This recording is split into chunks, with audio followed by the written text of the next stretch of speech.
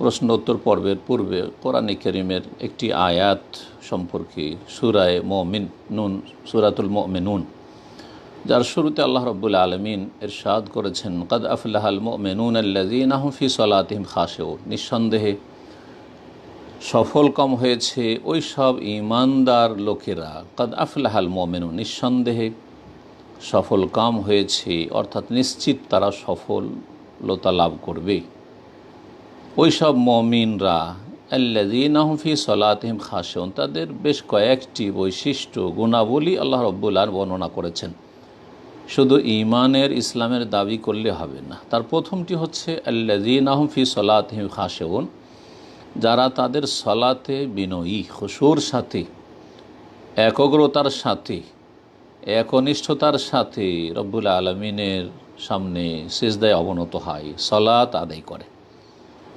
যারা খুশুর সাথে বিনয়ী হয়ে সালাত সম্পাদন করে, তারা সালাতের যে সব শর্তগুলি রয়েছে, আরকান, ওয়াজিবাত, ফরজগুলি রয়েছে, সুন্নাতসমূহ রয়েছে, সে সমস্তগুলি পূরণ করার চেষ্টা করবে এবং সেইভাবে সালাত আদায় করবে যেভাবে রাসূলুল্লাহ সাল্লাল্লাহু আলাইহি ওয়াসাল্লাম সালাতের শিক্ষা দিয়েছেন।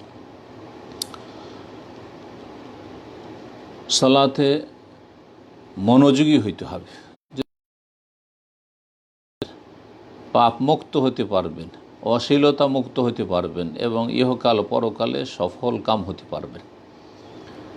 তারপরে যে দ্বিতীয় বৈশিষ্ট্য বলা হয়েছে তা হচ্ছে আল্লাযীনা হুম আনিল লাগওয়ি মুরিদুন, যারা অসার কথা কাজ থেকে মুখ ফিরিয়ে নেয়, যারা অসার কথা কাজকে এড়িয়ে চলে। এমন কথা কাজে থাকবে না যেসব কথা কাজে কোনো লাভ নেই, না দিনের লাভ আছে না দুনিয়ার বৈধ লাভ আছে।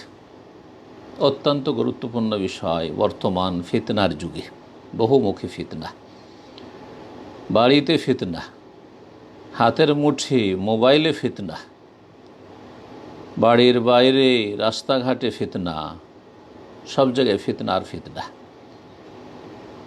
এ সমস্ত ফিতনা থেকে নিজেকে মুক্ত রাখতে হলে ওয়াল্লাযীনা হুম আনিল লাগওয়ি মুরিদুন, যারা অসার কথা কাজকে এড়িয়ে চলে, যেখানে দেখে অসার কথা কাজ সামনে কে করছে সেটা থেকে মুখ ফিরিয়ে নেবে, সরে পড়বে। যদি দেখে যে নিজের মনটা অসার কথা কাজে চলে যাচ্ছে, তাহলে জানবে যে সে কুপ্রবৃত্তির অনুসারী হয়ে যাচ্ছে,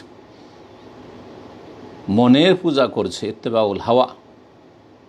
সুতরাং এই হাওয়া কুপ্রবৃত্তির অনুসরণ থেকে ফিরে আসবে, তওবা ইস্তিগফার করে আল্লাহর দিকে ফিরে আসবে। ওয়াল্লাযীনা হুম আনিল লাগওয়ি মুরিদুন।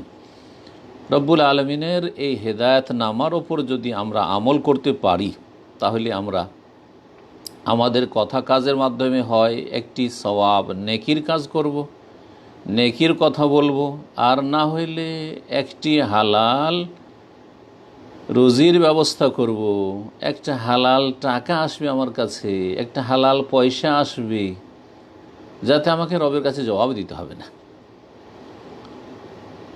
এবং তাতে থাকবে সার্বিক বরকত, সেই নিয়ামত স্থায়ী হবে।